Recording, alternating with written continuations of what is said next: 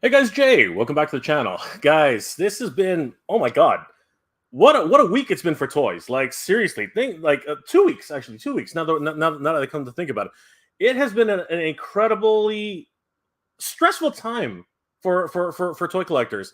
The topic we're talking about today, in and of itself, is monumental and pretty freaking crazy. And my guest today, I'm hoping can help shed some light on what the heck happened. Um, and we're gonna get to that in a second. But man, this week is like in terms of what it means for the toy industry, and a lot of buzz is surrounding what's going on with what it means for prices for large scale toys going forward. We're going to try and touch up on a few of these things, but today's main topic, of course, is the Wun-Dar situation, because we are literally Wun-Dar-ing. Where do we go from here? And my special guest today, has massive insights on this, because obviously he worked, at Mattel for a number of years, and has his own channel, Spector Creative. And I thought, who better to bring in to chat about this and find out a little bit more about the history of Wun-Dar, and what happened exactly? What the heck happened today? So, guys, please give a warm welcome to my special guest, Scott Neitlich, everybody. Scott, how are you tonight? Today. Hi. I'm good. I couldn't find my Wun-Dar, but I found my another repainted. Yeah, that's awesome. I've got Stratos too, but who cares? All right. Hi. Absolutely. Good to see you, Scott. You too. Thanks for having me on the show again. Thank you for being here. Absolutely. What a week for toys, right? What a month for toys. Well, it literally, today's the next month. It's July 1st. But honestly, what a month for toys, realistically. But the last 2 weeks have just been a roller coaster for fans' emotions, like just all over the place, right? It's just been sin. Oh my gosh. Okay, sorry. We have a really quick super chat. Red Foreman, thank you so much, my friend. Thank you so much for the super chat. We're gonna read this quickly. Still showing 2 Wun-Dars on order. No guarantee they'll actually ship for me. Hey Scott, looking forward to seeing your thoughts on this. This is awesome. By the way, guys, yesterday Scott posted an amazing video helping to explain some of this. But because we have him here today, we're definitely gonna cover some of the things that he said in the video. But don't forget to watch that video. Head over to Scott's channel. Scott, why don't you tell everybody how they can watch your video and how they can get in touch with you? If you can navigate over to my channel, it's pretty easy. Spector with an O, Creative on YouTube. But I think even if you just do a quick Google search and you type Spector Creative Wun-Dar, you'll find it. It was the video that, I've got a few videos about the history of this interesting toy, which is amazing. But I posted one earlier this week, kind of explaining the current situation, which I have a feeling we'll be going into. Absolutely. All right. So Scott, first of all, for those who don't know, who are you, really quickly, and why are you here to talk about Wun-Dar, especially specifically in relation to how you helped to bring Wun-Dar back from obscurity, really, in a lot of ways. Well, as a time traveler from the year 2033, I have full knowledge. No, just kidding. So I was brand manager of the Masters of the Universe Classics toy line at Mattel, which was this one that I've been holding up, these guys. And these are the 6-inch figures that were only available online, not sold in stores, because, shocker, stores didn't want He-Man toys in the wake of the 2002 line. And so one of the things we did with Classics, because it was only aimed at adults and sold online, was we had the freedom to, kind of do not anything we wanted to, but, you weren't dependent on retail sales. So as part of the subscription, one year, one of the subscription figures was Wun-Dar. Well, actually, I named him Wun-Dar. Let's be fair here. So the figure was based on, more or less, as you said, it was kind of a obscure, almost toy urban legend, which was essentially a He-Man figure, a vintage He-Man figure with brown hair and brown furry shorts and a black belt and black boots, as opposed to He-Man that has blonde hair and a red belt and red boots. So at the time when we did Wun-Dar in Classics, which was, gosh, 2009, 2010, over 10 years ago, we put the figure in the line literally as just kind of a nod to the fans who may have heard of this. No one knew if this was an official figure of Mattel, if it was a bootleg, if it was a fake, if it was real. I went through the Mattel archive looking for anything I could find on this figure, and the only thing Mattel had was a letter from Val Staples, who runs He-Man.org, asking about this figure. It was like slipped into a binder under Wonder Bread He-Man or whatever. And people are saying, well, why is it even called Wonder Bread He-Man? And more or less for years, there were rumors that it was part of a promotion through Wonder Bread. But luckily, some information has come out in the past 2 years, which has actually solidified who this figure is. And yes, it was absolutely legitimately a Mattel toy. And I've got a few videos on my channel. One in particular, I had a copy of the sales pitch that Mattel gave to the sales team in 1982, in order for them to go out to retail and sell the line in. And one of the things noted is while the launch would have 8 characters, there would be a 9th mail-away figure. And Mattel was running a buy 3, get 1 free promotion for a few brands in the early 80s. And so this was part of that. And the reason that the figure went into obscurity is after shipping, Mattel received a negative letter from a parent who felt that the figure wasn't what, her kids were excited. They thought they were getting like, a Boba Fett or a Cobra Commander. A lot of the mail-away figures back in the 80s were original characters. And the fact that they got basically what amounted to a naked He-Man, he didn't have armor on. So you basically got a repaint of He-Man without his armor. And then, 2 to 3 out of 5 potential weapons. They were cast in red from the Castle Grayskull weapon rack. So because of this negative letter, the president of Mattel, Ray Wagner, said, okay, fine, pull it. And I know people might be like, why would you pull a promotion from one letter? But the thing is, one letter usually represents a lot of people. And why even put your foot out there for any negativity when pulling it prevents that? And that's basically why things like that get pulled, even with, how the power of one letter can change, a promotion, especially back in the 80s. Nobody, if there's one, they basically didn't want to wait for the 4th or 5th letter and for this to become an issue. Why harm a brand that they're trying so hard to build? Jay, I'm sorry, you were gonna. No, well, we can see the results of that now. I mean, like social media. The moment anybody sneezes on social media, companies are jumping. You know what I mean? It's almost like they don't want to be responsible for something that they created. Like, if something in a movie offends somebody, people are literally the company needs to pivot right away and start explaining their whole situation. I just wanted to read this really quickly because it just came up. Red Foreman says, thank you again for another super chat, Red Foreman. Thank you so much. Hey, Jay, they're expensive, but going forward, think about a Mondo. A cheaper He-Man is coming. Ooh, that's going to be interesting. So effectively, Scott, the Wun-Dar, this promotional He-Man actually had no name. He had nothing associated with him. He didn't even have any straps. He had nothing except for a few weapons from a select weapon pack. He had recolored hair, recolored belt, recolored boots, and basically a single parent given out as a promotion for buy 3 get 1 free, and one person effectively killed this promotion, and now there's a few hundred, maybe a few thousand, maybe even 10,000 of these things floating around everywhere, and then years later you come in when you help to do classics. And where did that go? Where did you go with that? So at the time, again, we still didn't know if this was an official figure. We know now it is, but 10 years ago we didn't.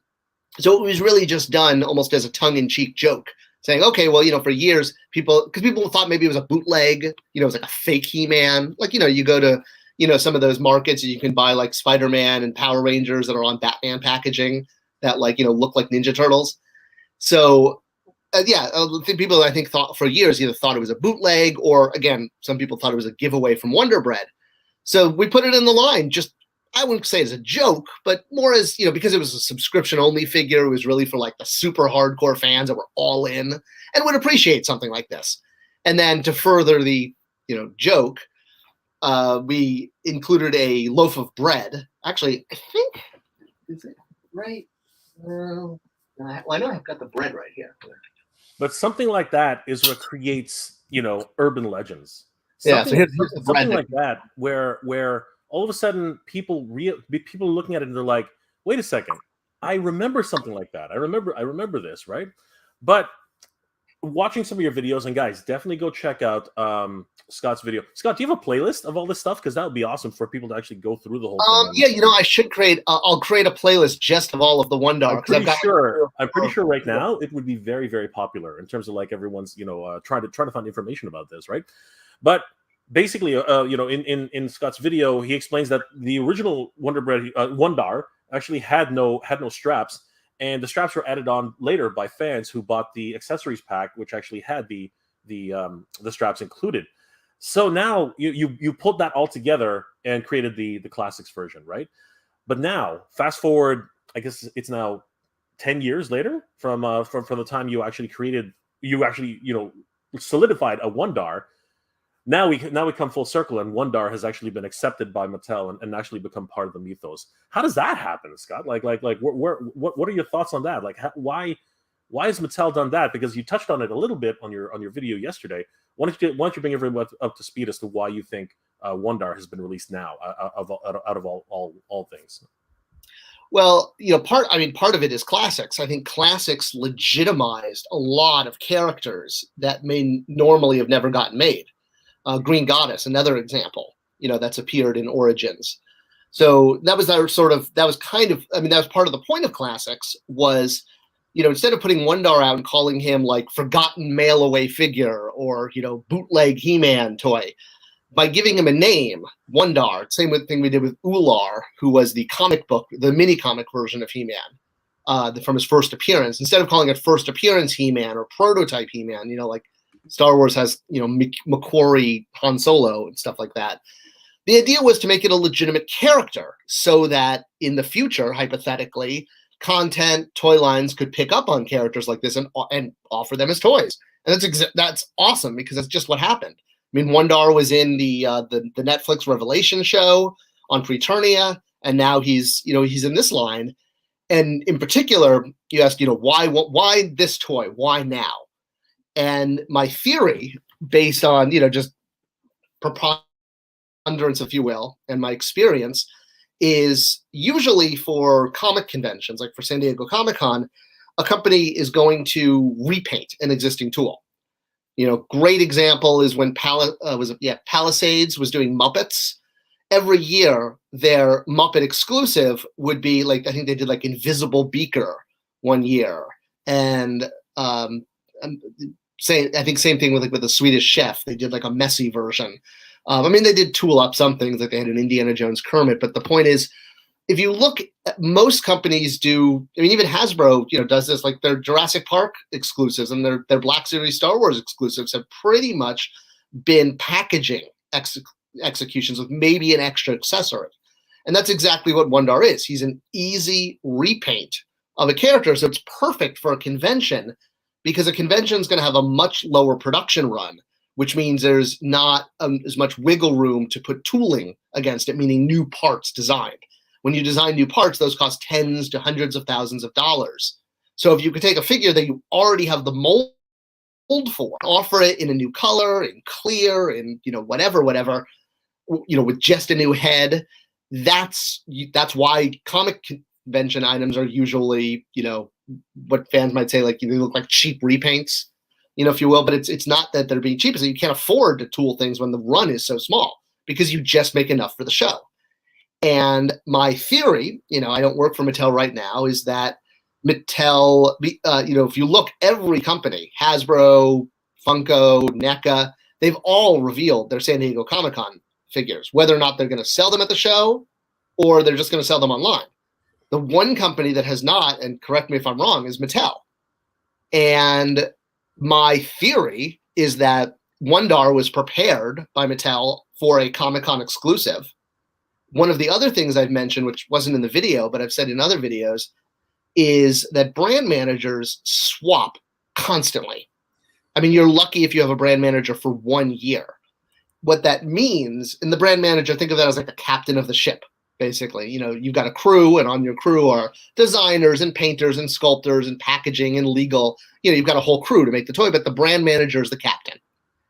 And because they change the captain so often, when a new captain comes along, a new brand manager, they basically spend the first half of their term cleaning up the mess of the previous one, and then the second half plotting all the cool stuff they're going to do. But then they leave and they never see that stuff come to fruition. Another brand manager comes in. I mean, I was definitely the exception in the fact that I was over, Matty Collector and Motu Classics for like 10 years. That's only because I made a fuss. Most people, don't make a fuss, and they're also just not into toys. They're just there to, get product to market. If it's canned peaches or Doritos or He-Man toys, it's, stuff to get to market.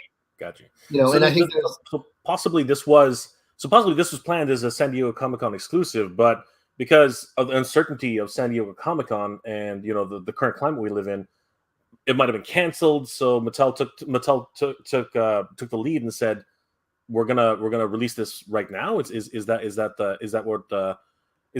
what you're saying effectively, Scott? Yeah, I mean, I think more or less that because Comic-Con, any toy is planned about 2 years in advance. All right, so that this figure was planned. What are we in? 2000 was planned in like 2020, right? Like in the middle of the pandemic. Wow. And I would guarantee that there was a different brand manager overseeing Masters of the Universe at that time. Wow. And that brand manager's either left the company or moved on to Barbie or Hot Wheels or who knows what. So Koldar would have been probably with that brand manager as well when he was released. Just prior to Wun-Dar. And, yes. Okay. And they were probably both going to be part of the San Diego Comic-Con release, or perhaps even a PowerCon release at one point when they had that relationship with PowerCon, maybe. Yeah. And likely whoever was planning those is not in the driver's seat right now. And whoever is in the driver's seat is just looking at is like, oh, crud, I have X number of units sitting in my warehouse. We're not going to be going to San Diego Comic-Con, or we are going, but we're not going to have a sales booth, or, I mean, I don't know what. I have no idea what Mattel's plans are for San Diego. But I wouldn't be surprised if they were very minimal and they didn't do sales there because the fact that they haven't, I mean, the show is in what? Like, is it, it's happening, right? It's in 2 weeks. It's in 2 weeks. Yeah. Okay. So we're 2 weeks out and Mattel hasn't, quote unquote, revealed their exclusives, no. Which makes me think that they're not going to have exclusives. Or anything that was developed, they're going to quickly try to, dump online to get rid, everything taking up space in a warehouse costs money, and they'd rather not have that there. And that's the priority. Red Foreman says, hey, Jay, if you don't mind asking Scott, is there any chance Mattel would crowdfund a Masterverse Grayskull or Origins Eternia? God, I'm hoping so. HasLab is successful in doing stuff like that. What are your thoughts on that, Scott? Red, where were you 10 years ago when we did Castle Grayskull like this? Where was I, Scott? I didn't get a Castle Grayskull. I was busy in my career. Me too. I was just making one. Anything is possible. I mean, I think HasLab has done a great job of demonstrating that there's a market for this stuff. Although, there's now been, 2 or 3 HasLab items that have failed, and that's a lot of bandwidth for an item that's not going to go forward. They could, I mean, I know they have Mattel Creations now, and they did do a WWE, I think, playset ring, and some other items. It just depends on whether or not Mattel wants to allocate the resources to something like this. The reason that they allocated resources to Classics and to Matty Collector is because, well, I mean, honestly, they had a brand manager like myself willing to do it. Because that was not my job. My job was to run the DC retail line. I did Matty Collector as like an extra thing on top of. I mean, it's not that Mattel wasn't paying me to do that. I don't want to give that impression, but I basically volunteered to take on more work because I loved doing it. And the problem is a brand like Matty Collector or Origins or Mattel Creations, whatever it is, from my experience, doesn't produce enough revenue to justify a headcount. Mattel has basically a tier system of how their brand managers work, and you're required, if you're a brand manager or a director or a manager, as you work your way up, to oversee a certain amount of financial business. Let's just call it, for 100,000, 1 million, 5 million. I'm making up those numbers. So let's just pretend that 100 million or 100,000 is the bare minimum. Unless a brand is making $100,000, then it's not worth it for a company to hire someone full-time to run that brand because it's not making enough money. So that's really what it comes down to is there enough money for them to justify the bandwidth of the team that would have to work on it? Got you. Having said that, though, is Mattel influenced enough through like what's it called, change.org or other places where you can petition, something like if you go to change.org, you put up a petition to create a Castle Grayskull. Is there somebody in the company looking at social media on that level and saying, hey, there's a lot of rumbling on this Castle Grayskull thing, maybe we should consider it for a Mattel Creations? Is that something that happens, or is it literally just something off the top of the brand manager's head that year? Like, what are your thoughts on that? And just before we do that, Scott, Yeah. Scott, do you think we could get a new Stout collection for the 87 movie characters? I would really like to see a Masterverse Sorceress, probably a Masterverse Tila, probably probably a Masterverse Tila, probably a Masterverse Duncan as well. I would imagine from the Stout collection. But that was handled by Super 7. So, Scott, what are your thoughts? Sure. Do you want me to answer that one first? Answer that one first because that's a super chat. Okay. So an 87 line that Stout William Stout collection is what they called it at Super 7 because it wasn't based on the movie. It was based on the concept art by William Stout because the movie rights are with Warner Brothers, and Warner Brothers won't license it because there's not enough money there. It's not that Warner Brothers is being stingy. It's that any large company like a Universal, a Sony, a Warner, they have to. There's a video actually that was on my channel about a week ago from my friend David, who's a toy lawyer. If you type in toy lawyer in Spector Creative, you'll easily find it. And he talked a lot about the minimum guarantees with licensors. So if you wanted to license something like the 1987 He-Man movie, you would have to pay the owner, which in this case is Warner Brothers, a certain amount of money in order for them to even be willing to license it to you. And you'd have to show them a financial plan of how you're going to make this minimum guarantee and how you'll make money on top of that. The problem is a He-Man 87 movie line wouldn't make the minimum guarantee. I mean, we've done it. We put together the proposal, and the money doesn't make sense. There's not enough. There aren't enough sales there based on, even looking at like what Motu Classics was doing, and even if you tripled that and said, okay, we'll sell 3 times as many if we do the 87 movie, it's still not even close to the ballpark. Like you're not even entering Fenway Field here. Like I think a lot of people still just don't get how small adult collectors are, like the market. I keep saying the same thing. The toys are still made for kids. Like toy companies will market towards kids, and the adult collectible market is specifically just a small portion of that. And it's for whatever reason, there are brand managers assigned to it, but it's just one of those things where we're privileged enough to actually have adult collectibles, and every now and then it gets a blip on the sales charts, but it really doesn't like affect their bottom line really. And that seems to be the biggest thing. But is there a chance at all? Like again, and this actually connects to the Castle Grayskull question. If someone was to actually do a change.org or some sort of petition, would Mattel and social media, if there's some sort of like movement where everyone was like, we need a Grayskull, we need movie sorceress, we need all this, and there's enough interest, is somebody monitoring all that at Mattel, and is it possible that we could actually create petitions and get something done, or send a message to Mattel somehow? Is that possible? I don't want to say never say never, because you never know what could happen. But to provide, I guess, some tough love. No, nobody looks at that stuff. Absolutely not. They're 1,000% focused on Hot Wheels, Barbie, Fisher Price, the things that actually make money for the company. I mean, think of it as Barbie makes $100 and Masters Universe Classics makes half of a penny. What are you, as the president of the company, going to put resources into? I get it. I get it. I mean, it's as simple as that. It's a numbers game.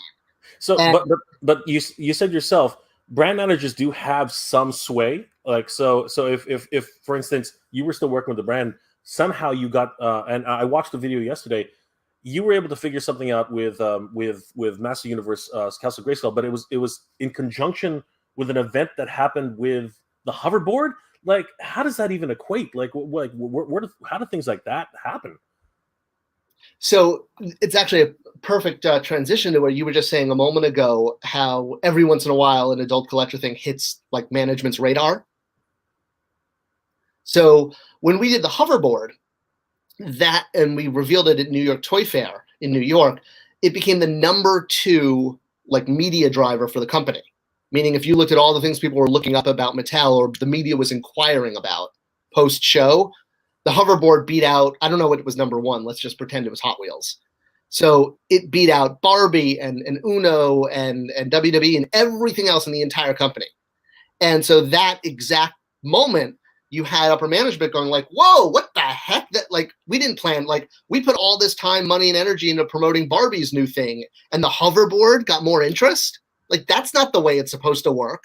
Like, honestly, they weren't happy about it because they put in so much work to get whatever it was, whatever came in #3 or 4. Again, let's just say it was Barbie. You know, you had the Barbie team sitting there on the sidelines being like, what the hell? We just spent the last 6 months building this giant program and we got totally snowed by the hoverboard. So basically management was in this awkward position where we had proven that an adult collectible item can break through and can make significant money. Because also at that time, and Mattel changes, I'm sure Hasbro too, the way they like basically view success. And at that time, they were focused on revenue per SKU. So the hoverboard, because it was one SKU that we sold, you know, a lot of, a decent amount at a high price, it made a lot of money as a single SKU. So if you took all of Mattel's SKUs from the whole company, the hoverboard wound up being high on this list. But the list wasn't, that's not really accurate to the way it was just because that happened to be the flavor of the month of the way Mattel at that time. And they changed their metrics constantly. They also changed their presidents constantly. It's another problem is upper management has changed so much. And so basically the hoverboard, it was a fluke. The hoverboard, probably tied because it says Mattel on the hoverboard in the movie. That was like the rationale for, I think, some of the mainstream press to pick up on it because it was kind of funny.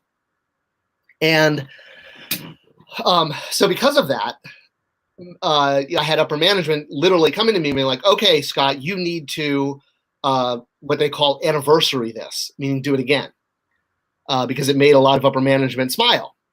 So that's why I was able to go back to the team and say, okay, we were given permission, or we were challenged by management to find a way to do, to anniversary the hoverboard experience, selling one SKU pre-sale for a lot of money.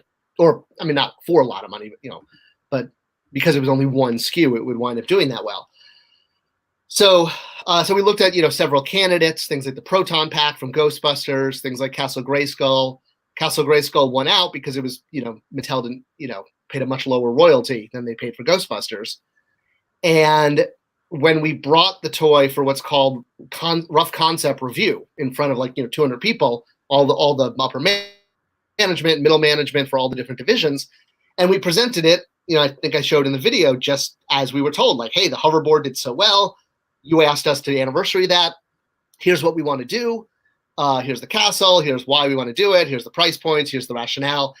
And I'll never forget this because my VP of our group, she stood up and she just looked at us like, what the hell are you talking about? Who challenged you to do this? Like, why are you coming to us with this stupid idea? And I in front of the whole, 200 people, I'm like, you did? You're the one who challenged us to do this? You've no memory of this conversation? Because we just spent 3 months working based on this conversation you and I had. And basically, well, I don't know, I don't want to say, but that situation, I guess to be blunt, embarrassed her to the point that she had to green light at least putting it out there for pre-sale. Because she was like, oh, crap, you're right. I did tell you to do this. All right, fine. Put it up for pre-sale. I don't care. Nobody thought we would ever hit the number. They thought we were wasting our time. But they're like, look, Scott, if you want to do this, like as long as you get your regular job done and you're managing the DC retail line, that's fine if you want to also try to pre-sell this Castle Grayskull. Wow. So I think that, if I hadn't caught her in that embarrassing moment where in front of the entire company, she said, what are you talking about? And I had to be like, you're the one who told us to do this? So, that's why the hoverboard helped it get made. It took that specific set of circumstances. That's incredible. Anecdotes like that are just insane. It's like behind the scenes of the movie. JSN says, I think Wun-Dar is a pass because just being a repaint, Mattel knows people want this figure. Why continue playing this ridiculous game with a figure that would clean up on fan channels? I do have to wonder that myself. Why don't they just bring a Wun-Dar to the mass market? I mean, like it's obvious it would have at least done moderately well, or do you think that what are your thoughts? Because the Origins line is still going for at least for the foreseeable future. I know you have your thoughts on that, Scott. But what are your thoughts? Well, I mean, I think it was John there. I think is right. They did do that. San Diego Comic-Con is a fan channel. When something is sold online or at a convention, not at retail, that is a toy produced directly for collectors because you don't need to deal. You're not dealing with retail, so you can do a more obscure character or something that's not appropriate for retail for various reasons. So John, it's John, no JSN. So JSN. So your question, that is what they did. They made it for fan channel. They just decided probably at the last minute that they weren't going to bring it to the show.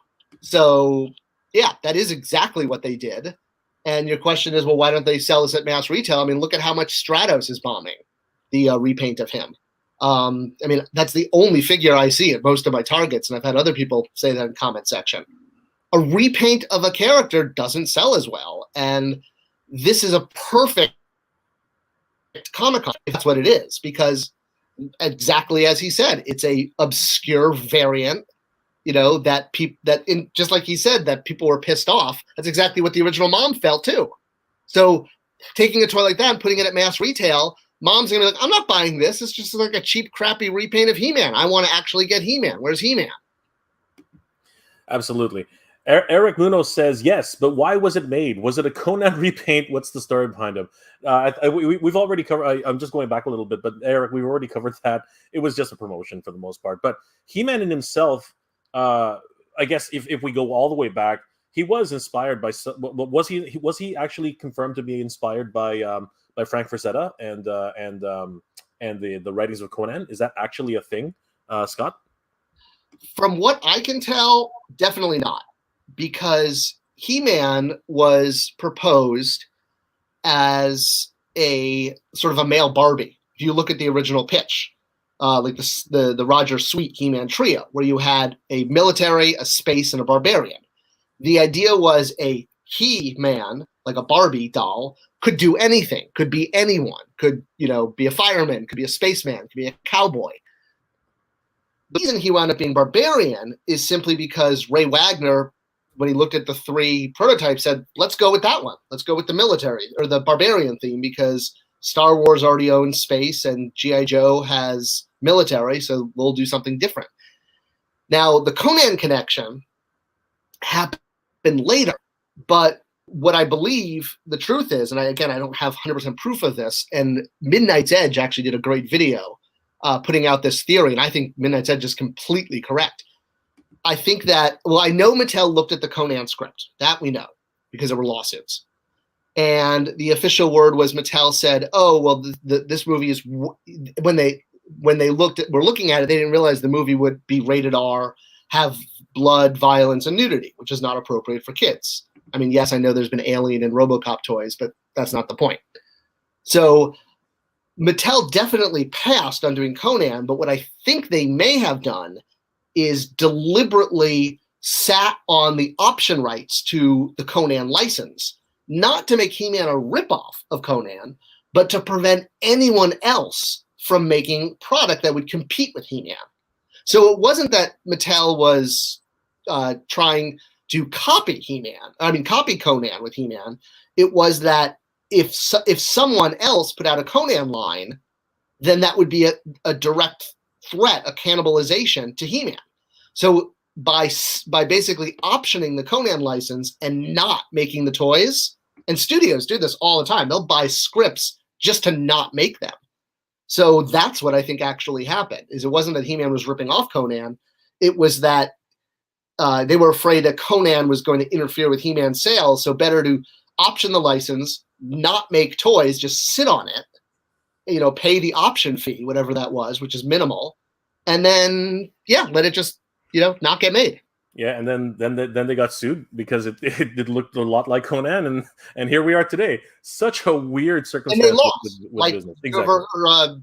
Universal lost that lawsuit. Absolutely. They couldn't prove that because He-Man was in development before Mattel looked at the Conan script. Crazy. But they were mad at that. They were mad because they knew what Mattel was doing. They knew Mattel licensed Conan and deliberately wasn't going to execute it to keep it off the shelf. That's why they sued. That is so crazy. That is just nuts. But again, just the legal system is what it is, and now we have Master Universe. Incredible. Red Foreman, does Koldar open the way for more Filmation designs in Origins or Masterverse? That's interesting. There's a wonderful. It appears if we look at this, they've already created multiple 2000X versions for the Origins line. Could we possibly see more Filmation specific characters? What are your thoughts, Scott? I mean, it would be very smart because much like that was deliberately what we were doing with Classics, with that what became, I think, the new team called Club Grayskull, which was the Filmation 6-inch line.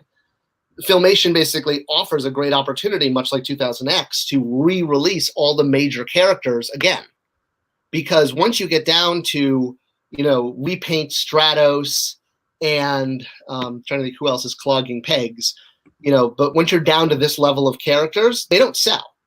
And so if you could put He-Man out again in 2000X or Filmation look or whatever, that's who sells. So yeah, then that's what Super 7 did. They were putting out Filmation-styled 5-inch figures, which was really cool. Absolutely. Just so that everybody knows, I'm not trying to do any favoritism here, but I everybody in the chat, thank you so much for making comments. But I will not highlight any negativity. I'm not gonna do that. Like, Scott's here as a guest. We appreciate his time, and I know that a lot of people out there have an opinion about certain things, but truthfully, this is not the time or place or the venue for that, guys. I know what you're saying. I understand that, but the reality is that negativity is not going to get us anywhere. All right, like that's basic. I'm gonna put a pin in that right now. Like we're here to actually share our love of toys. Scott's here as a guest, and you know what? We have to respect. We have to respect that. So please, guys, let's all be civil to each other. Let's all be let's be cool with each other, okay, guys? I am not going to highlight any of those negative comments. I'm sorry. That's just not. That's like yelling at us right now. It's not going to help. That's not going to give you any more attention than anything than that. We're going to put a pin in that right now. But I want to teach the handicap to yodel. Scott is here, and he doesn't have to answer those questions. That's I'm putting a pin in that right now. Snell says, Scott, I watched the documentary of Power of Grayskull, and it's interesting the psychology that goes into the toys. What are your have you watched the actual documentary Power of Grayskull, Scott, at all? Yeah, is that the one I'm in? I can't remember. There's a couple. You might have been asked the question. It's the one where the opening starts and there's a He-Man which is broken into like 6 parts. They all blur. There's been like so many of them. Sometimes it's hard to like remember which one's which. Absolutely. Yeah, absolutely. I mean, my wife is a child play therapist. I mean, that's what she does for a living. Is she has her master's in how children's play, and I mean that's a legitimate thing because, I mean, like the reason He-Man worked so well in the '80s is it was an avatar for the imagination, but you could also go from being a super skinny little guy to huge and muscular. That's very aspirational to kids. versus, you look at lines that don't sell, and they, it's easy to just put, stuff out there, plastic out there without emotional connections. And that's the key. That's actually what Spector Creative does is, the main service that I do. I mean, I make YouTube videos for fun and publicity, but what I actually do is I work with companies, entrepreneurs, studios. As an example, one of my services is called Toyetic Script Review, where I read studio scripts and I help them put toyetic elements and emotionally centric elements in there that are going to resonate with children. As opposed to, you look at, like, say, the Dark Knight Rises movie, the Heath Ledger, film that was so dark and didn't sell toys. It was a great Batman movie, but kids couldn't relate to it because it was so dark. So yeah, there's absolutely emotional connections there. So let's get back to the actual not that because there have been so many super chats that we've gone through the history of He-Man. It's so amazing, but let's get back to what we're actually talking about here. So, sold out in 3 freaking minutes. Oh my god. I don't think anybody expected that. Sorry. I think that there was an expectation that it would sell out quickly, based on the kind of mythos that it had, the kind of fever that was surrounding it. But I think what really was the catalyst was Koldar. Koldar sold out in a single day. I think it was like 4 or 5 hours, something like that. And I think that a lot of people were caught off guard by that. Many fans actually did not get the news in time, and he sold out very, very well. So I think that Wun-Dar's success, how fast it happened, was because there was so much buzz around the fact that Koldar sold out so quickly. So people wanted to be ready and get ahead of the game and try and get in there. But what are your thoughts on between Koldar and between Wun-Dar? Like, what are your thoughts on that? And I'm going to ask you a follow-up question after that. But what do you think about what's happening with the current situation? Like, and people are so upset about this. It's ridiculous. No, and I understand. When it's one of the reasons that I don't want to say I was against Origins, because I've never been against it, but that I've been concerned about it because I kind of knew this was going to happen. That they were going to start to put stuff out, and people who want a complete collection weren't going to be able to get one. And the reason yes, I do think the fact that the Koldar figure sold out quickly obviously inspired people to try to get on board to buy Wun-Dar, but also, again, my theory, preponderance of the evidence, balance of probability, is it was designed as a Comic-Con figure, and they had enough that they could sell X number of units per day and have a big line and get that visual. It wasn't designed to be sold online. And then when they moved it to that, it sold out quickly because they only made enough for the show.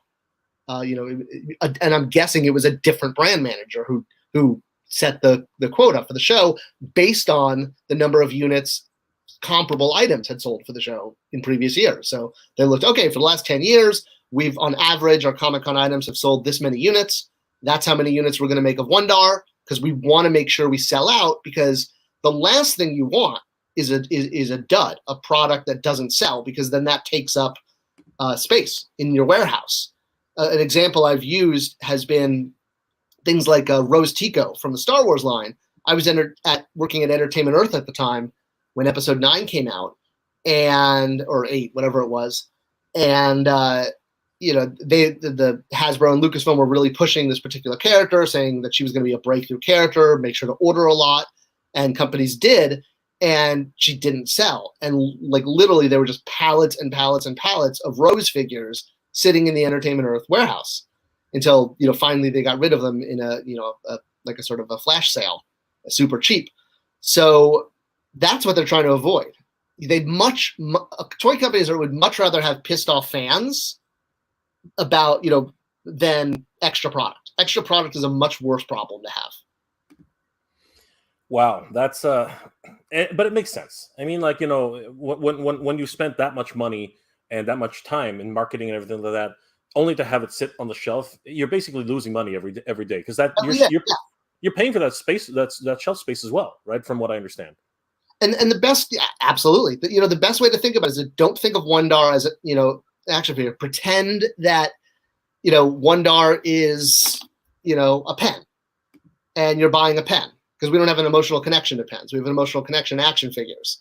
So, you know, if a company produced this special pen for Comic-Con, because that's got a special wrapper or different colored, you know, cap, you know, but if they couldn't sell, you know, none of us have any, you know, we couldn't care less about this pen. That's the crust of it, is that we have such a strong emotional connection that our immediate thing is like, wait a minute, why not make more? Why not make enough? And the reason you don't make more or just a little more is because it's way better to sell out and have some angry fans than to have too much, because then not only, like you said, it's costing you money every day that it's taking up space in your warehouse, but also unsold, especially when you make something that's meant to be like a high collectible, you know, the rare times toys are actually made for collectors are whenever a product's sold online or at a show. That's it. And so if you have one that bombs, it hurts the brand a lot. So they don't want to make more. They want this thing to sell out and be done with it and now move on to the next one because it keeps it collectible. Absolutely. If 20% of the audience didn't get one, cost of doing business. Wow, just crazy. JSN, thank you again for the super chat. As a matter of fact, thank everyone for who sent a super chat. I didn't mention that because we're going so quickly. I wouldn't call Comic-Con a fan channel. Sites like Big Bad or Dorkside would have made more sense. But what Scott's actually saying is that, you know, it's the biggest fan channel out there, right? A Comic-Con, right? A one-day explosion of people's passion. And you could easily, I mean, they made a where is he? This guy, you know, here, perfect example, right? So they made the Trooper an exclusive for Big Bad Toy Store and Entertainment Earth. Absolutely. Oh, guess what? They couldn't sell them, and they had to clearance them out at Big Lots. I was so shocked by that. I was so shocked by that. That was just crazy. Yeah. So like, I was willing to spend $5 for me. So yeah, it's like that's exactly it. They're saying, why don't you make Wun-Dar for Big Bad Toy Store and Entertainment Earth? Well, when they did make where's the camera? When they did make an Origins figure for Big Bad and Entertainment Earth, it didn't sell out. They wound up with extra product, and they had to clearance it out and lose money on it. So they made an item for San Diego Comic-Con. It could have been anything. It happened to be Wun-Dar. The reason it was is, again, going back to the beginning of the call, is because it's a cheap, non-tooled figure. That's what you have to do for Comic-Con because you're making fewer of them, so you can't afford to tool a lot of new pieces. Gotcha. So, yeah. Carlos says Wun-Dar and Coldar were both announced at PowerCon 2021 as a Mattel Creations online exclusive. What is the average production run for a Comic-Con or limited exclusive? 2K, 3K, 10K? For I guess a good example would be the runs you did when you were involved in the Comic-Cons. So that's actually one thing I can't talk about because production is proprietary. Okay. But I will tell you, when I was on the line, when we did a Comic-Con exclusive, we tried to do like a different version for the show versus online. Like Orko had a color change, or Hero had the word Comic-Con under his armor if you bought him at the show. Sometimes there was no change, like Rock-On and Stone-Dar. But because I knew we had subscribers, and I'll make up a number. Let's just say we had 100,000 subscribers. We didn't. But let's just say we did. I would have loved to have had 100,000 subscribers. So whatever we made for Comic-Con, I always made sure we made that the number of subscribers we had, we made that amount too, because I knew everyone who's a subscriber is going to want one because they're completists. So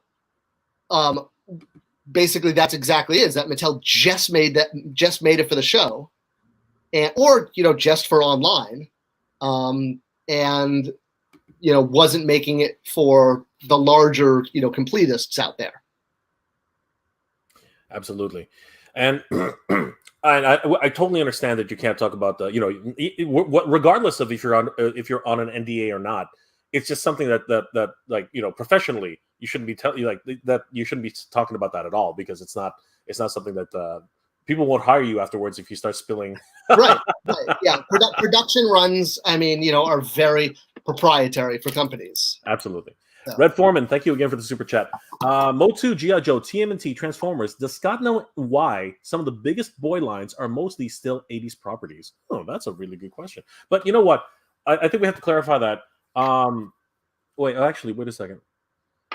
Three out of the 5 you mentioned are actually still kind of adult collectibles. The 2 that are still existing are definitely boys lines. So Scott, what are your thoughts? I guess the real question is, why is TMNT and Transformers still 2 of the biggest boy lines, originating from the 80s? Is there any correlation, do you think? Well, I think the correlation comes from the fact that, and again, there's a video on Spector Creative about this. In the early 80s, Reagan came into the presidency. One of the things he did was he deregulated the FCC. He wanted basically the consumers and parents to decide what was appropriate for children, not bureaucrats. So by doing that and getting rid of a pre-existing rule that said you couldn't make content that could be basically interpreted as a toy commercial. I mean, that's what a lot, He-Man, Transformers, G.I. Joe, My Little Pony. I mean, they were more or less toy commercials disguised as cartoon shows. So when, under Reagan, the FCC was deregulated, it opened the door for all of this awesome creativity, this moment in time. Congress closed that as soon as Reagan left office. They reversed it. So basically, the 8 years that Reagan was in office, so much imagination-based play was allowed to thrive because they could make this content. There were no regulations on it. And so the reason you still see them today is because once the regulation went back into place, companies stopped, for the most part, creating new stuff. I mean, there's Ben 10, there's Toy Story. Obviously, there are things that have happened in the last 30 years. But the creative explosion that was permissible in the 80s because of that deregulation is what allowed these properties to come into existence. The other side of that coin is that companies, studios, toy companies, IP owners are absolutely frightened of failure. I mean, just look at the Buzz Lightyear movie, right? That completely tanked. It was supposed to make $350 million and it barely made $50 million. I mean, Disney's going to lose a lot of money on that. So is Mattel. There's huge end caps at Target for that movie that's not selling. And it's not important why it didn't do well. That's a whole other YouTube video. But that's the point, is studios can't afford to have fail. They can have like one failure like that, maybe in a few years. So it's much safer to bet on He-Man or Transformers or Cabbage Patch or Pony, something that has an existing fan base, even if that fan base is getting old and gray.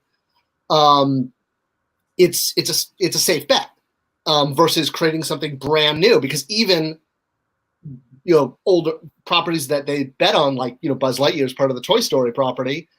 That's why that movie was made, as opposed to a movie called Bob Johnson's Space Ranger, if you will. So even a proven property can fail, why in the world would a studio want to try an unproven one? Absolutely. Here's a funny one. Simple Tricks and Nonsense says, I want to start a Kickstarter to get Scott better internet and a better webcam. Oh, that's funny. I appreciate that. Thank you, Simple Tricks and Nonsense. I do need a better web. I have a really good. Everyone's been saying my microphone isn't good, but I have this really high-end mic I bought from Amazon. I think I'm just not talking close enough into it. I don't know. They tend not to pick. There are very, very close end mics. What you can do is you can raise the gain on your laptop. That can help a lot of times. Oh yeah, no, I've done that too. Yeah. Okay. So where do we go? Where do we go from here, Scott? Where do we go from here? Guys, once again, I want to apologize for not getting to everybody's comments. I try to flash some people's comments on when I can. And to everybody who is trying to shout at Scott and ask him to answer questions, look, guys, everyone's entitled to their opinion, and we get that. But again, this is not the forum to be asking somebody direct questions when we're here to talk about one specific topic, not something from 3 videos ago from Scott, like a video from 5 years ago from Scott.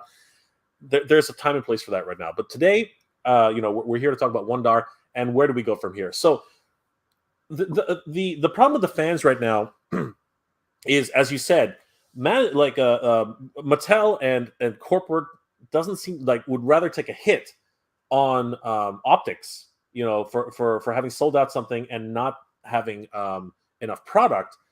But the hiccup that happened, because I'm not sure if you were aware of this, Scott. Probably you were, but just to recap for everybody, it sold it in 3 minutes, and then shortly thereafter, not shortly thereafter, I was actually doing a live stream, and about I think it was like 3 hours or so afterwards, a second wave, a second pop-up, a second order system came up, and it was strange because there was no CAPTCHA this time, and there was no, like, it would just, the order would just go through. There wasn't anything there was basically, and it stayed up for another almost 45 minutes, and everyone was elated that they were able to get their product, and all of a sudden 6 hours later, everyone gets an email saying that, sorry, your product was canceled.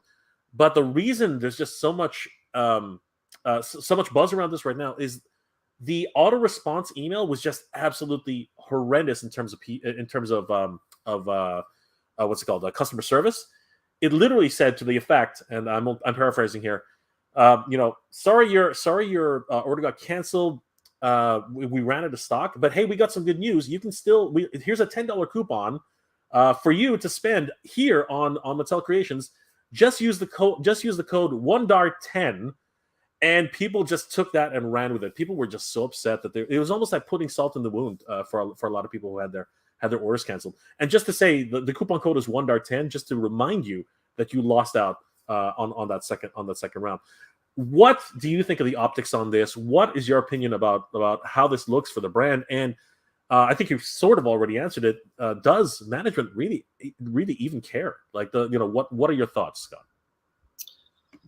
So obviously this is my opinion here, but and this kind of goes. It's not about Mattel. This goes for any Fortune 500 company, no matter what they're making, whether they're canning peaches, making VHSs, or making action figures. No one makes VHSs. For something this small, no, of course management doesn't care.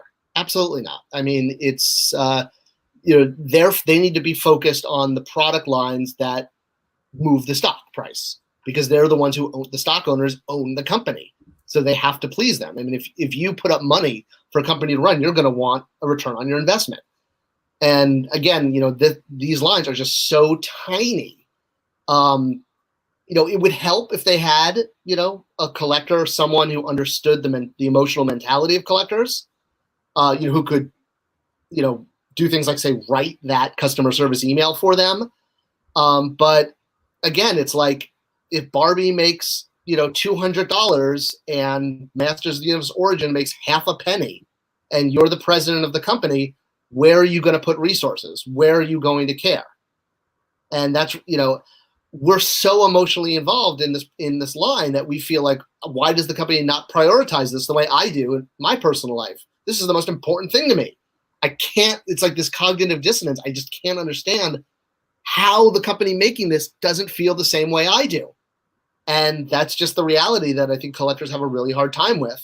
And whether you want to, you don't have to accept it, but that's the way it is. And you can fight it, and you can say, I'm lying. You can say Mattel's lying.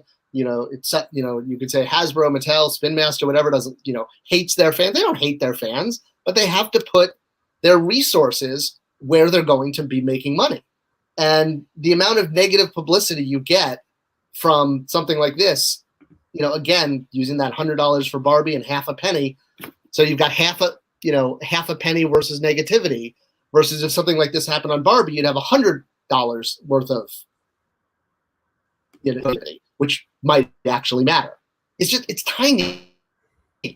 I can't drill that into, enough. It's like, this is just such a tiny action figures alone are a tiny part of the toy market. I mean, action figures is one of the lowest categories. So here you have a low category within a category. And, it's Super 7, NECA, they're set up just to do adult collector stuff, because they don't have the huge overhead that a company like Mattel or Hasbro have that allow Mattel and Hasbro to make money off of preschool toys. That's where the money is, and outdoor toys. So effectively what you're saying is that a multi-billion-dollar company, basically, if does these things as promotions to actually, the brand managers are the ones in charge, and realistically, if it doesn't do anything for the bottom line, it's just something which happens to be there. But why did they do it then, Scott? Why have Mattel Creations? Is there a reason to have it in the first place? That's so weird. I'm just speaking out loud right now. Red Foreman, thank you again for the super chat. Wow, Red's been really supportive today. Old and gray just means that we have more money, not necessarily, Red. It's why I have Snake Mountain, Sentinel, and Galactus and Hiss in the future. Well, thank you, Red. I really appreciate that. And congratulations to you, my friend. Holy crap, that's awesome. JSN, thank you for the $10 super chat. We aren't talking about some Royal Guard or some Stratos repaint. The lore and the history you helped create sold this thing out in 3 minutes. You're telling me this wouldn't sell out on other sites? I don't think that's what Scott's saying at all. But I'm sure it would sell okay on Entertainment Earth and Big Bad Toy Store, but they're not going to do the same number of units of Wun-Dar that they are with He-Man and Stratos and Skeletor. And so, doing a Comic-Con item, they deliberately picked a figure that's low in tool. I mean, they could have gone with Slime Pit He-Man, or Faker Tila. I mean, there's like a lot of ways you could do, inexpensive repaints. It just happens that they picked this figure. And, there's no bit. I know, like we all want there to be like a bigger story. It's kind of like why, I do believe there may have been a conspiracy, if you will, behind the assassination of JFK. But let's throw that on the table real quick. One of the reasons that America had such a hard time accepting the cover story that Oswald killed John F. Kennedy was the idea that one, country bumpkin could take down the most powerful person in the universe or the country. And that cognitive dissonance is partially what led to it had to be this whole conspiracy and the mafia and the aliens and the Illuminati and the Masons and all this stuff that were responsible, and maybe they were, but that's a perfect example. Is we're so emotionally connected that we feel like, oh my God, there has to be a bigger story here. There has to be more. There has to be more rationale. When really it's just no. They were just doing an inexpensive repaint for the show. They decided they're probably not going to go to the show. Oh crap, this is sitting in our warehouse. Just someone put it online and just get rid of it quickly. I mean, it's as simple as that. Yeah, it really is interesting. That as fans, we tend to take this personally, right? I guess that's the overall message here, and that the reality is, in a lot of ways, it's just business, right? Yeah, I guess that's really where it goes. I think that if there was more brand managers like you who are fans, right, there would be more love in taking care in the overall properperty. But not everyone's a fan. Not everyone, this is just a job for a lot of people, I guess. For 99.99%. I mean, and I don't know if the video's gone live. Yeah, no, I don't think it has, because I work about 30 days ahead on my channel. But I have a video coming out next month where I talk about why toy companies don't hire more fans. And the reason is it's much more important to have someone who has the skill set of getting product to mass retail, which is something that can either be done through experience or taught in school. Like if you have an MBA, that's what they teach you. You spend 2 to 4 years in school learning how to do this. And you might think, well, it's going to be advantageous to have someone who knows the lore, knows the property, is a fan. Well, yeah, but they could just buy an encyclopedia.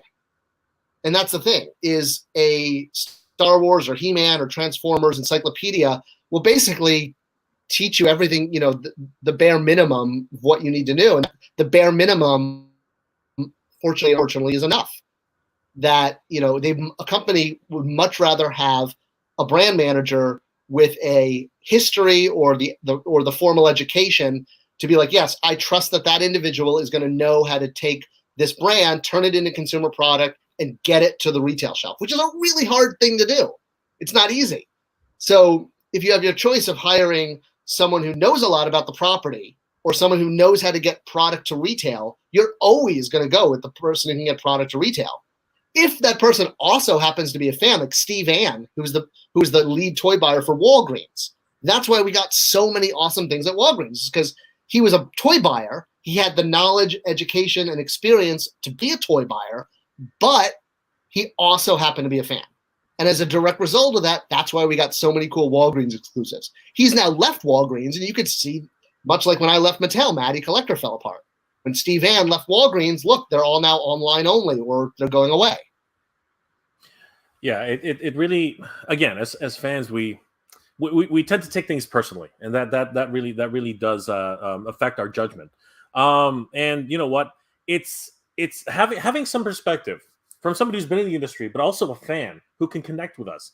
This is, I think, why your channel specifically is a resource for a lot of people who are willing to like learn. But not everyone is going to agree with you. We do have, for instance, the man-child. Who is the Origins being marketed to? The line was created to get.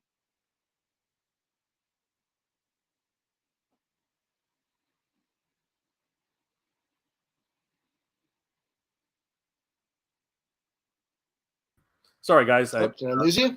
I don't know what happened there. I lost. I lost connection. The line was created to get. The line was created to get new generation. I'm glad it didn't cut the whole stream off. New generations of kids into it, but it seems like Mattel is pushing products onto the adult collector. That is actually a very valid question. Why resurrect Masters? Like, I know why they did Masterverse, but why start with Masters? There was no there's no cartoon connected to it. I know the 40th anniversary might have had something to do, but it was booted 2 years prior to the 40th anniversary. What are your thoughts, Scott? Why bring Origins back? Yep, great question. This will probably have to be the last question I can do, because I have about 12:10. I'll have to bounce after this, but I come back. We appreciate you. We appreciate you. Yeah. You taking some time, Scott, for sure. Absolutely, totally happy to come back and do this again. Absolutely. So it's funny he's asked this, because I also have a video about this that I just recorded a few weeks ago that'll probably be up in a week or two. Okay, so all right, so here's the again, my hypothesis, but based on preponderance of evidence. Origins was put out just to be a placeholder and stake a claim at mass retail. So by putting out something shiny and cool that might work, that would cause some excitement, that would get some adults into it, you could tell that, if you will, their hope was that it was going to be parents buying it and sharing it with kids. We know this because if you look at all of their publicity for, like, if you go on Amazon and you look at all the different images for He-Man, the last one is their PR shot, which shows a parent and a kid. I mean, they're both actors. You can tell that they're not related, pretending to play with He-Man together. So if anything was going to be their plan, that's what it was that enough people would see these and go, oh my gosh, I had those as a kid. Now I'm going to buy them for my kid. They were never aimed at, the adult collector was just, as with anything in retail, it's just gravy on top of basic sales. So their goal was to sell to mom and dad who would want to give it to their kids to play with. And if they got 20% more sales just to adult collectors, who would buy these and put them on their shelf, all the better. It's gravy, but it's not, the main, train. So my theory about why they started with Origins is, one, Mattel has a ticking clock until the end of 2022 when they have control over the toys, until Universal takes over. And two, they knew that they had the 2 Netflix shows coming in a year and a half. As I've mentioned, toy development happens years in advance. So again, what my theory is, and I expanded on this in a video that'll be on my channel soon, is Origins was basically put out there to stake a claim in the toy aisle, with the idea that once the Netflix stuff hit, they could then expand that to 4 feet, which is exactly what they've done, which is also why they have funded so many sales, because they have to keep funding these sales to keep the product at retail. Because if they don't fund those sales, then the product doesn't do the bare minimum number of units per week in order to be kept at retail. So my theory is that Origins was just put out there to get something into the retail aisle, and then before retail had time to be like, okay, Origins is doing okay, but it's not doing the numbers we need to keep it, they will be like, oh, wait, we're going to expand from 1/2 foot to 4 feet because we're going to, put an animation line and a minis line and a Mega Bloks line. We're going to create a 4-foot statement. And retail loves that kind of stuff. So that's why I believe they did it, was because if they just came out and said, oh, we have this new show tied to Netflix, we want to put out toys, there's a much bigger chance that the studio is going to say no, because they're going to say, wait a minute, we remember what happened last time. These toys in 2002, these toys bombed. So yeah, I think it was all part of a long-term strategy to secure those 4 feet of retail in this calendar year when they got themselves a toady. When they funded all these sales, they're obviously putting a lot of money into the brand because they're hoping that, since they have 1 year left, that they can make, some money off of this. And if they don't, next year they won't have the license, so it doesn't matter. If you had the license for 1 year on something like Star Wars or G.I. Joe, you'd do the same thing. You'd want to maximize your license. So that's what I think they're basically playing the long game. And Origins was their, staking a claim so that they could grow it to exactly what's going on now. It's a really brilliant move, and I applaud them for it. But the adult collector was never, ever, and still is not part of the game. And if we keep thinking it is, and we keep seeing this stuff and thinking it's for us, then, we're just deluding ourselves. Okay, absolutely, 100%. I've always maintained that toys are for kids, and a company like Mattel, its biggest brands are Hot Wheels, Barbie, and the kids market. When you go to Toys R Us here in Canada, it's full of freaking toys, and they're all for kids. The action figure aisle is literally one aisle tucked away in the back. And it's so small. It's ridiculous. Whether it's Mattel, whether it's Hasbro, whether it's anybody, it's always the same. And I will admit, Marvel movies and DC movies have really helped to push it a little bit deeper.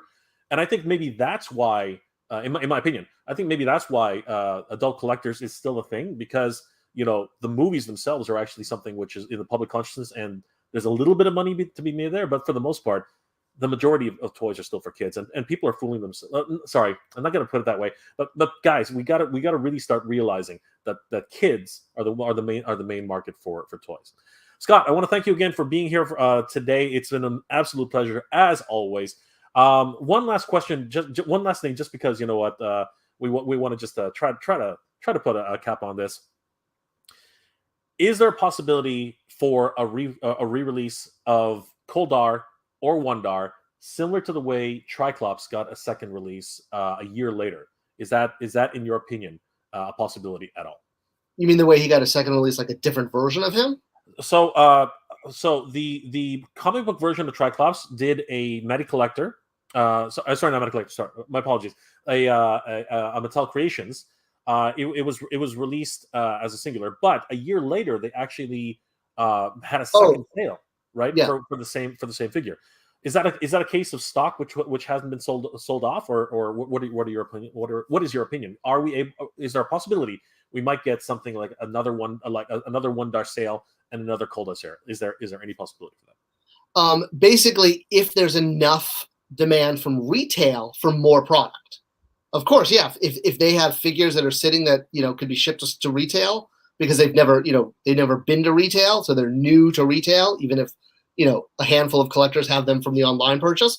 Yeah, absolutely. But it would have to be a totally different run, and it would have to be basically that retail comes up and says, "We want more product." So it's 100% dependent. If Origins keeps going strong, yeah, absolutely.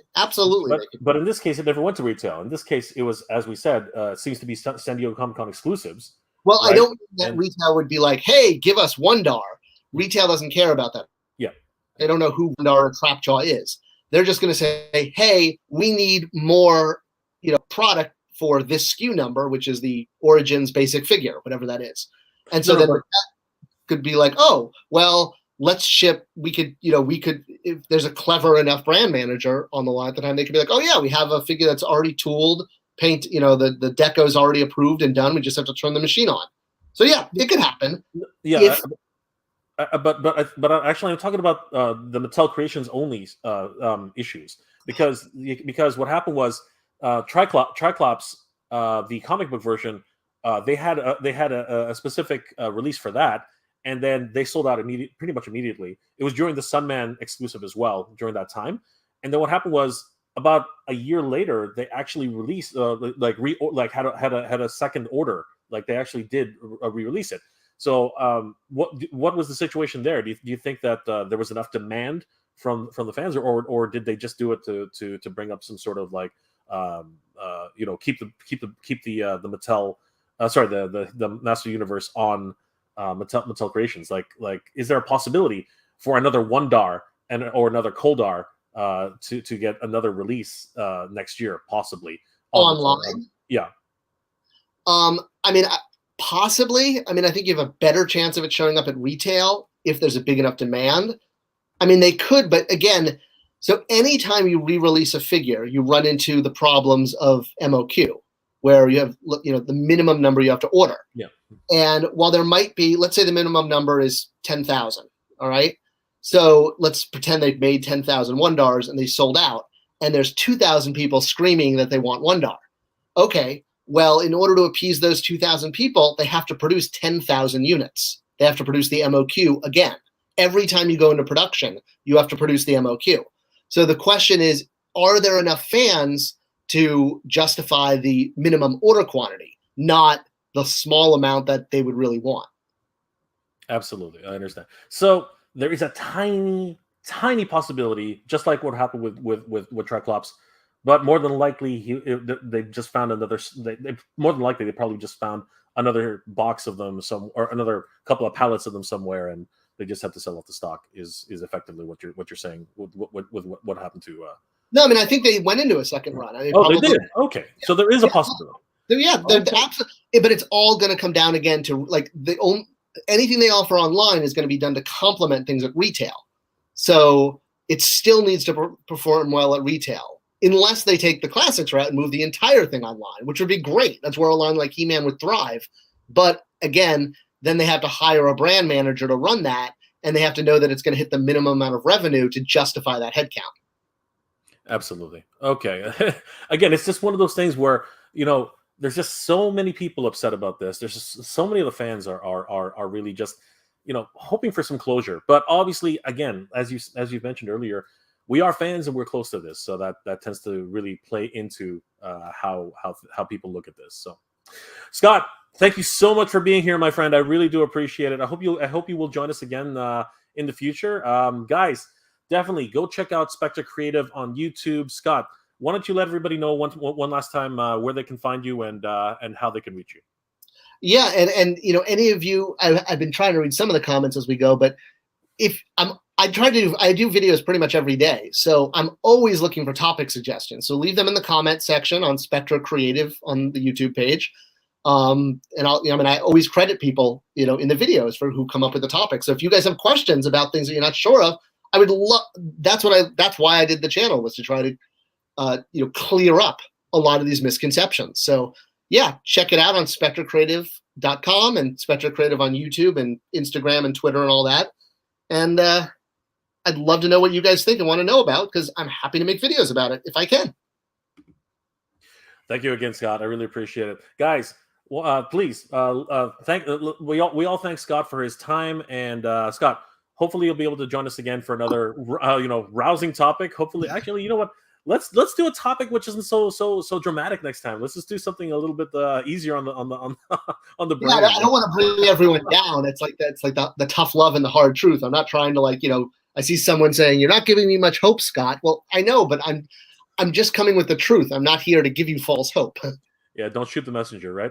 Yeah. All right, Scott. Thank you so much. Well, we'll see you, and looking forward to your next video. I seems like you got at least a few of them on the way. I'm really excited about that. Yep. Thank you, Scott. All right, talk to you soon. Take it easy. Bye.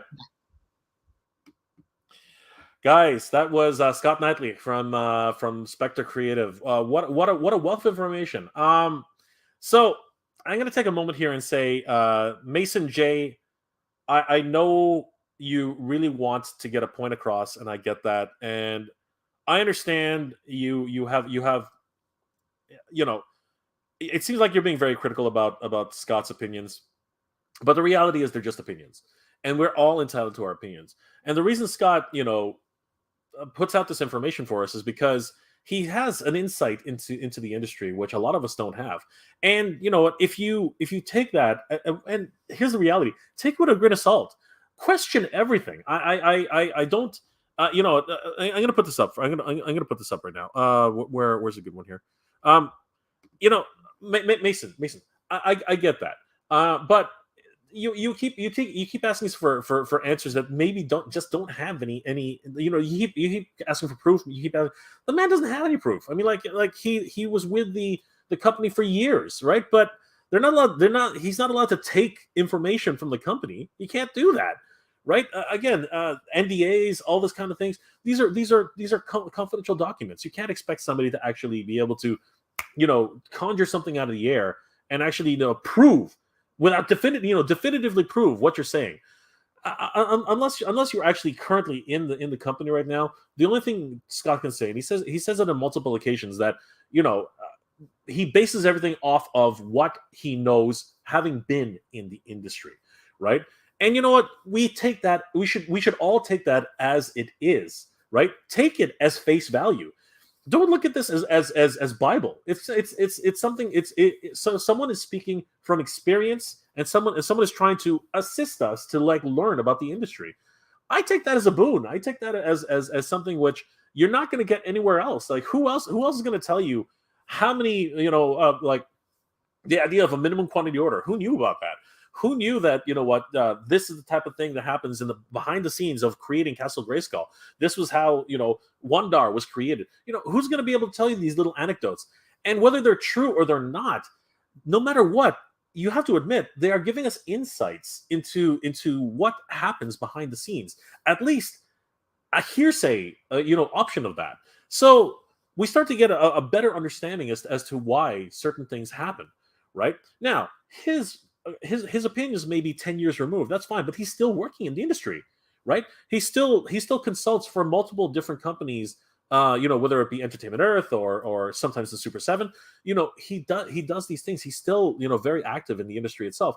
So the information that Scott offers to us is invaluable on that level.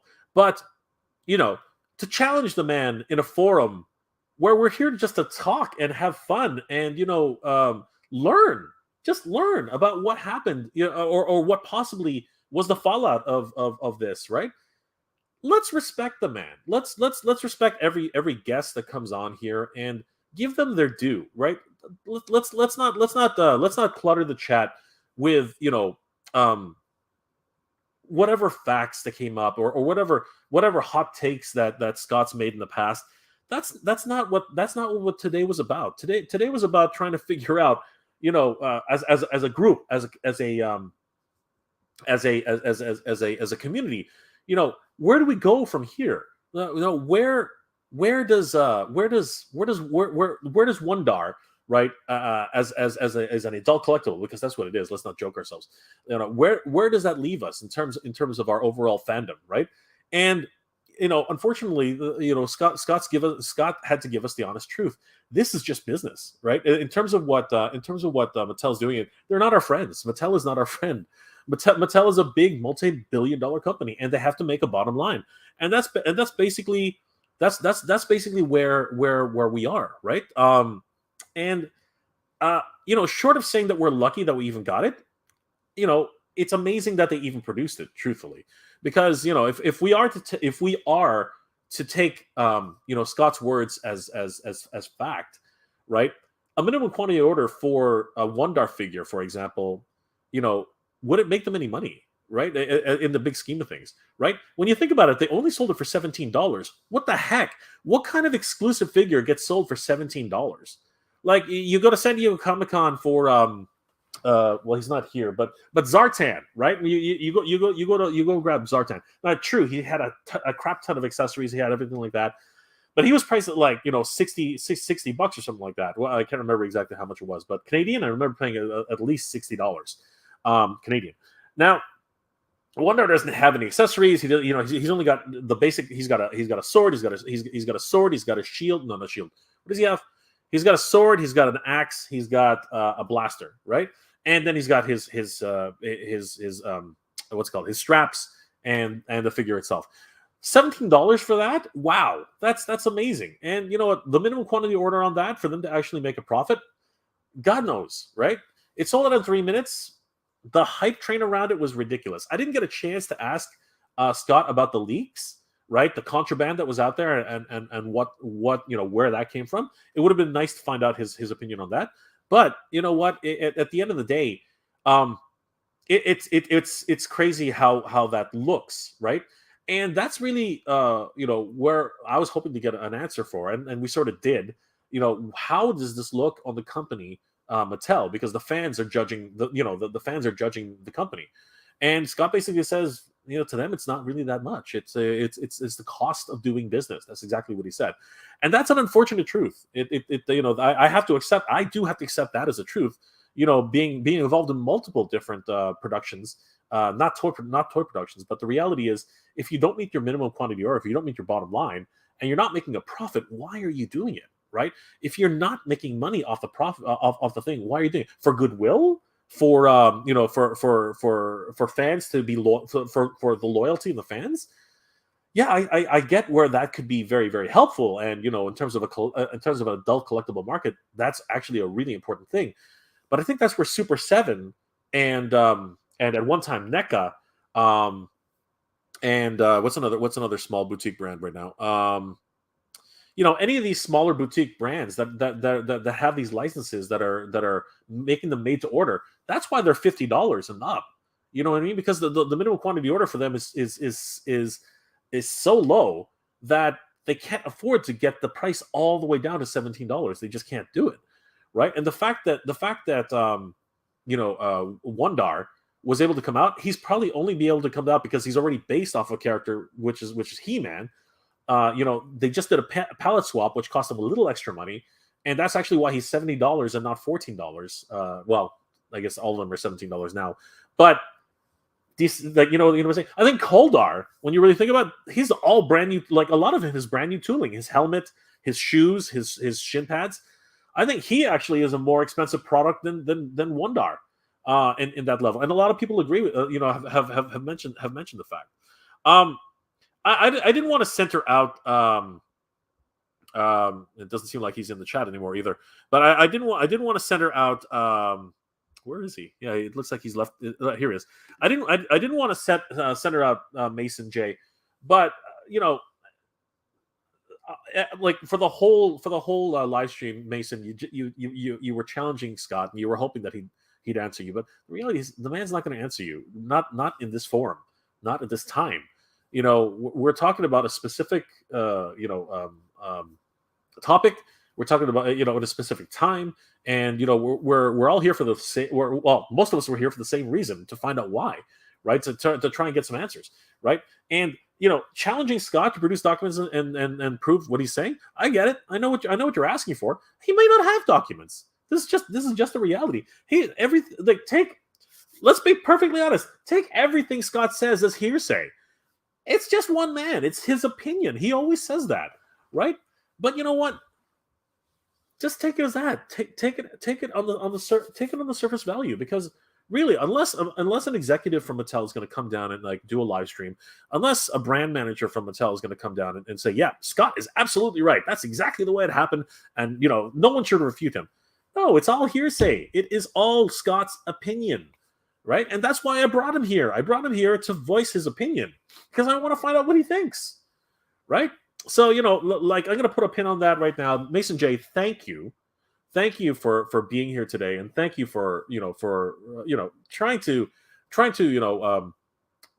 I guess, put some validity in what's going on, and challenge Scott. Thank you. Thank you for that. You know what? I'm going to say that, but I was not going to highlight your comments during the stream. I just wasn't, because we're here to be positive. We're not here to be negative, right? And you know what? I hope you can take that constructively, right? Because realistically, this channel is about positivity. It's about the love of toys. This community is all about that, and you're part of this community, and we appreciate that. So please continue to question. That's not something I'm not telling everybody. Continue to question. Continue to make observations. Like I myself have often wondered, you know, I'm gonna come out and say this right now. I myself have often wondered why Scott keeps saying that Motu's not going to come back in 2023, right? I keep saying, you know what? It seems like they're committed to doing it, Scott. Like, you know, they've made announcements, they've done this, and I as a fan, God, I want them to continue into 2023.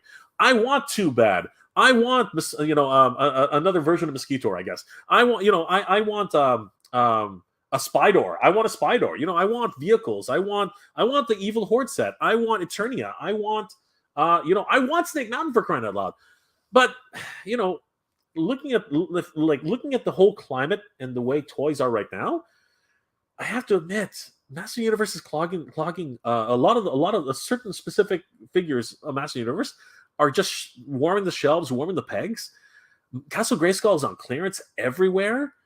You guys are going to see some shocking stuff when I post up my next hunting video for Castle Grayskull and for a few of the other Motu items. You're going to see some shocking things coming up soon. But the reality is that, you know, Scott is just one person, okay, and he happened to have worked with Mattel, and we're all looking for answers. That's really what it boils down to. And Scott, you know, his opinions are exactly that. They're his opinions. And we have to treat them as such. They are hearsay, right?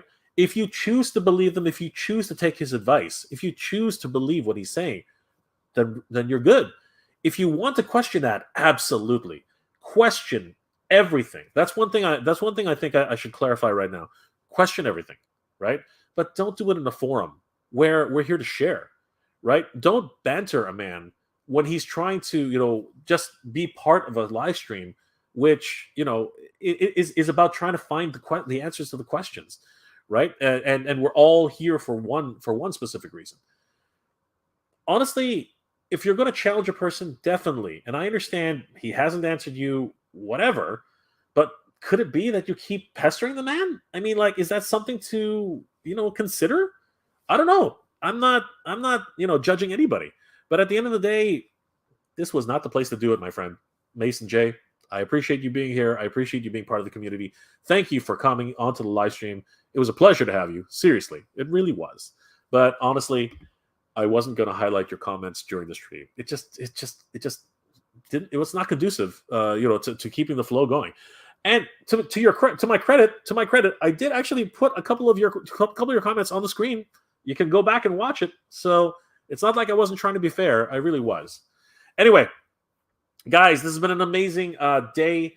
Scott is a wonderful guest, and I want to thank everybody for joining us here today. It was, you know, we sort of got the answers we wanted. We sort of got the answers that we were looking for. Unfortunately, in a lot of ways, they weren't the answers that we wanted. But this is what toy collecting is. This is what life is. This is what you know, it is to be in business. So, yeah, man, it's rough. It's rough to think about it. It's rough to have to go through all these, you know, emotional roller coasters of being able to miss out on an order in 3 minutes, then seemingly have it returned to you in almost, you know, for 45 minutes, get your order in, and then having it literally the rug taken right out from under you. You slam your head on, you know, you literally crack your head on the pavement, and Mattel, you know, the follow-up email makes it seem as if Mattel's standing over you, laughing at you, and throwing you a $10 coupon to spend at their at their store. Wow, what a way to treat your clients, right? But you know, and again, Scott just put an opinion there, and he said that's business. That is big business. And you know what? We didn't talk about it much, but you know, Hasbro is learning those lessons. You know, in a lot of ways, not to screw with the fans. You know, even Star Wars has learned that lesson as well, right? Because you know what, the fans are the people who buy your stuff, right? We are the ones who are buying your stuff. And if you don't put out products that we want, or if you know, mistreat the fans and do whatever, fans are going to turn on you, and it happens all the time. You know, you look at I guess a good example in the movies would be Solo. Solo, the fans abandoned Solo, right? And honestly, Solo was a pretty good movie. I'm not gonna lie. Solo was actually a pretty good movie.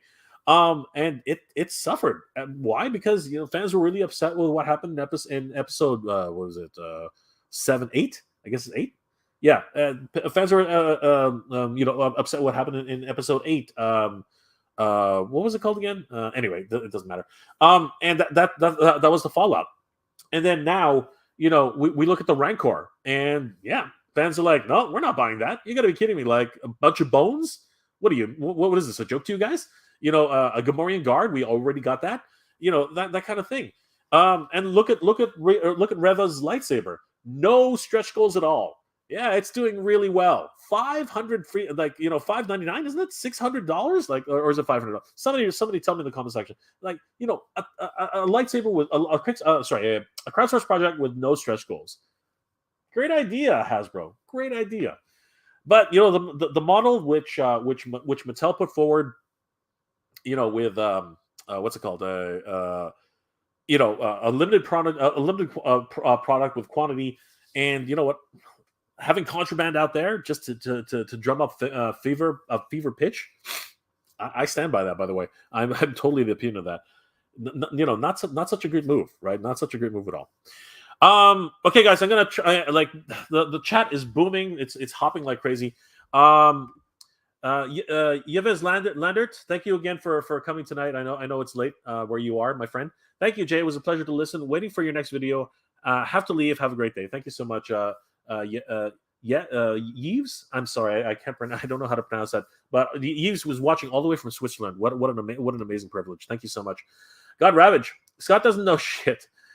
He's somebody who worked at Mattel like a century ago and can't even get Mattel to answer his calls. Okay, God Ravage. As I said, just like before, that's your opinion, and I totally get that. But again, I wasn't going to put that type of negativity up on the channel while my guest was here, because that's not what this channel's about. Big Jack Films, what's going on, Jack? Good to see you, my friend. Almost to 10K. Thanks, congrats, Jay. Thanks, buddy. I'm not quite there yet, but I appreciate it, bud. Thank you so much. You're one of the reasons why we got here, buddy. Guys, if you haven't already, check out Big Jack Films on YouTube. He does amazing reviews on retro, what's thrifting, and of course, Godzilla and a huge King Kong fan. Definitely check out Big Jack Films. Awesome support of the channel. Thank you, Jack. Really appreciate it. And one day we got to go thrifting, my friend. One day we got to go thrifting. It's going to be awesome. Unicorns Left Nut. I have the same criticism of Scott that Mason has. I really don't appreciate the constant negativity he has towards Origins. Yeah, but Unicron, it's not a if you really look at it, I'm not sure if it's really negativity. I think it's more over he's trying to just say, expect this. Expect the line to be gone by 2023. That's not negativity. That's just him, making a prediction, right? And again, take it with a grain of salt. And let's admit it. You're watching his channel, right? I mean, like you're trying to find information about something. Otherwise, how would why would that opinion still be there, right? Because Scott's actually said multiple times after that, said, yeah, well, you know what? It's possible that they extended the contract. He's actually come out and said that, right? So, I get it. One hot take should not condemn a person. That's the way I look at it anyway. OG Geis, Mason J should invite Scott to a live interview. Yes, why not?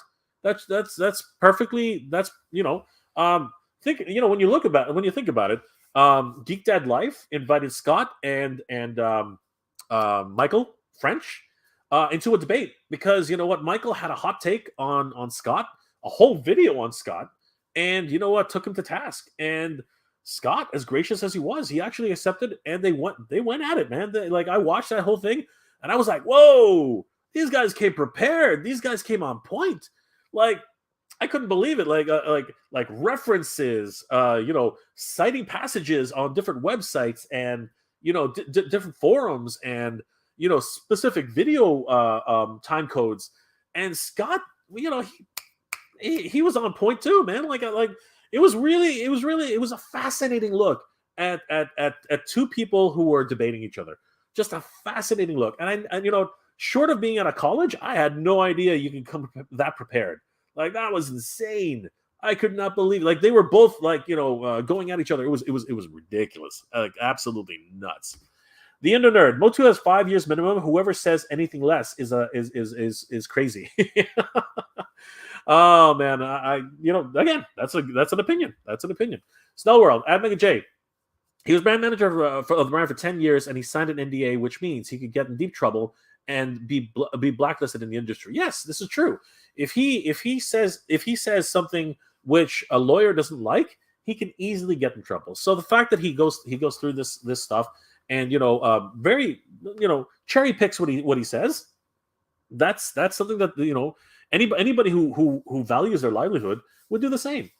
Carlos, even in the face of the fact that Wun-Dar was announced as a Creations exclusive, Scott prefers his theory that it's an SDCC overstock dump. Scott is an interesting cat. Yeah, I'm not going to say whether Scott was right or wrong. I mean, again, it's his opinion, and we all have to like multiple times I've said this. Question everything. Ask Scott. What are you talking about, right?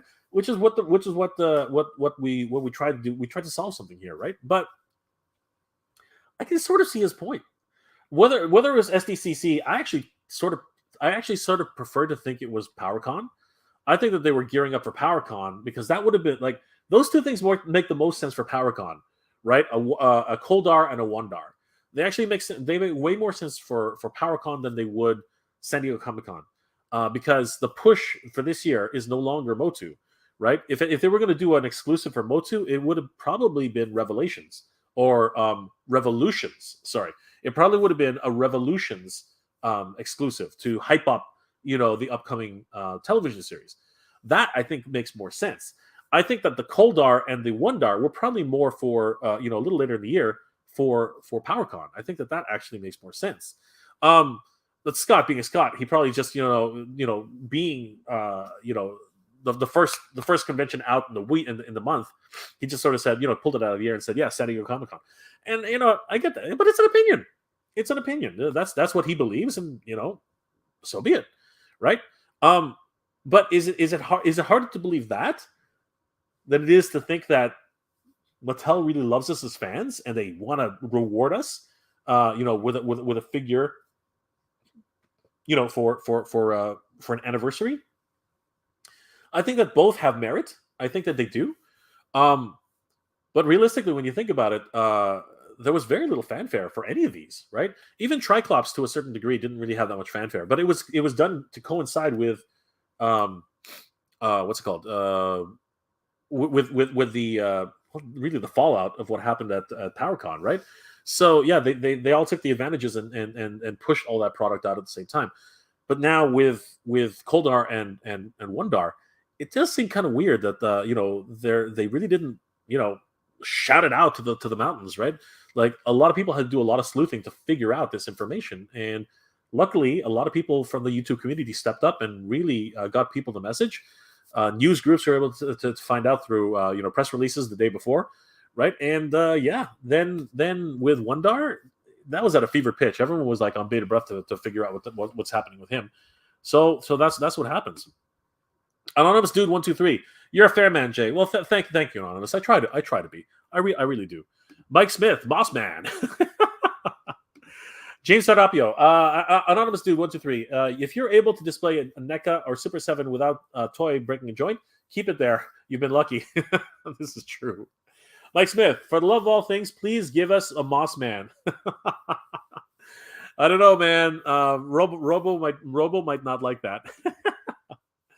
Oh, that's true, man. Sean Harrell, what's going on, my friend? I hope you're feeling better. Snell, this is the anniversary year for Motu. For the Motu movie, Mattel wouldn't take advantage of this at the Comic-Con with being a cult classic, and Dolph Lundgren and Langella look at it with fondness. Yes, it is. But the reality is, I think that Mattel also does consider it to be a failure, and if it wasn't for fans like us, and really when you think about it, Super 7 really came through in creating the Stout collection, like an amazing collection of bar none, and congratulations to anybody who actually has them. What a wonderful collection, seriously. Black Phoenix 77, I hope Origins doesn't end before we get Mossman and Extendar. I'm hoping so too, and that is the truth. Speaking moistly, I just bought 2 Clamp Champs for $5 the other day. Great price for customs. Absolutely, that's excellent. Congratulations, my friend. Check your WalMarts, everybody. Things are going on clearance. OG Geis, Scott has based that opinion off of decades of old knowledge. True. This is absolute truth. No one's denying that. We're gonna get back to true. Comedy at the pool. We need Mossman Origins. Yes, we do need Mossman Origins. Christoph Kenneth. Just like when Motu Origins came out, they shelf warmed when I was young. Yeah. Again, it depends. Certain regions are more into it, and then other regions aren't. But it was Mattel's top-selling brand for the longest time. Honest Dude 123. Thanks to Scott, his insights gave me a better perspective on business and the adult collector. Exactly. And as I said, and I always say, everything said by an individual is hearsay unless it's coming as an official statement from the company. So take it as you will, guys. Take it as you will. Rage the Brickshaw. Hey, what's going on, Rage? How about this, Mr. J? Say that at the beginning, then. Sorry, you kind of lost me. What do you mean? Say what, Rage? I'm not 100% sure what you mean. If you're talking about the fact that that everyone should question everything, I don't think that's something that realistically that's a lesson that everyone should learn, right? Everyone needs to question. Everyone always needs to question everything. Don't take everything at face value. It's just not the way things should be. But sorry, don't take everything as fact. Do not take everything as fact. Take it at face value. I don't know why. I'm old, guys. I'm old. But yeah, if that's what you're asking me to do, then I mean, like, if that needs to be said, yeah, question everything, guys. Question everything. Your crimes left not. Inflation has been crawling up for our throats for a while now. People don't have $70 to $80 just to buy one as freely as last year when it came out. I agree. I agree. Things are getting tight. Things are getting really tight. Greachy Don, you are right. They're all on sale all over the place. It is what it is. Yes, it's crazy. You guys are having conversations. God Ravage, you're not bantering the man. It's asking him to verify what he's asking. I hear you, God Ravage. I hear you. But this is not the forum for that during, a guest appearance, on a channel, which is just trying to make a fun video for us to be entertained. God Ravage, just having an open discussion. Yeah, I get that. But why here? Why hijack? Why hijack the stream on that note? I get it.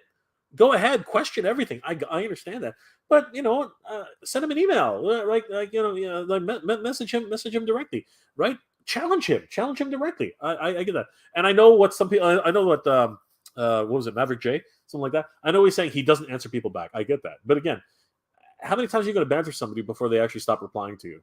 Like, let's be honest, guys. James, am I the only one that wants an attack track? No, I want an attack track. I want an attack, but it's going to cost a mint. It's going to cost a freaking mint. Christoph Kenneth, it's nature. You can't fight the nature. She's fickle. What the heck, man? Alf Inflict. What's going on, brother? Dude, you were lucky. We have someone like him, period, that worked for Mattel who also does YouTube. Absolutely. I totally agree that. I totally agree with that. Okay, there's a lot of people talking in the chat. I'm gonna have to skip a couple because we're gonna end the stream at 1:00, guys. But I wanna be fair. I wanna be fair as much as possible. Snell World. Oh my gosh, my friend, thank you so much for the super sticker.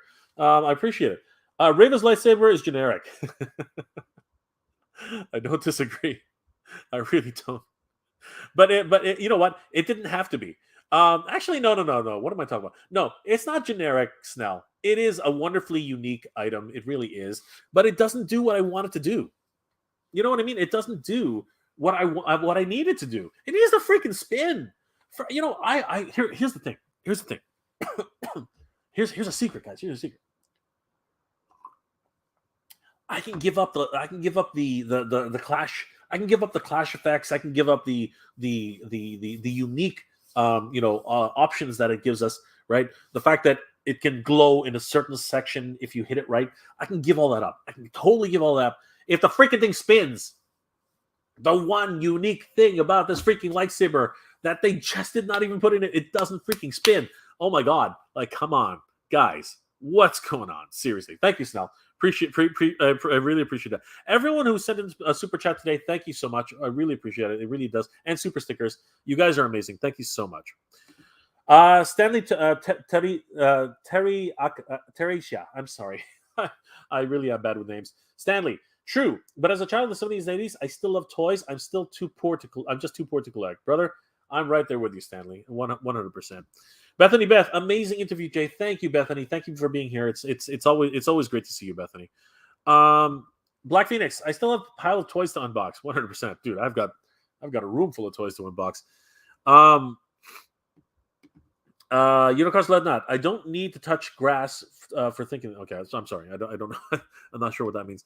Mike, I'm just hoping the social media response to help them see that people are out there and want it and are disappointed at how it went down. I agree, which is why I asked that question directly to Scott. Is there some sort of way to reach Mattel and let them know that the fans are really hoping to get another chance at this, right? Is there a way? Is anybody listening? Is anybody out there? The social media team are they there, right? And freely to admit this, and and I'm voicing my opinion right now. I was actually surprised that Scott didn't mention anything about the social media team, right? And that could just be him being removed from that completely because he doesn't have any knowledge of a social media team. But there is a social media team on every single platform now. That much is true, and they do respond. They're supposed to, right? But does that team have any sway? I think that's the real important thing. Will enough letters to Mattel get them listen? Because according to Scott himself, one letter made the difference for Wun-Dar. One letter. So can one letter do something to tip the scales for Mattel to get them to realize that they should treat the fans better?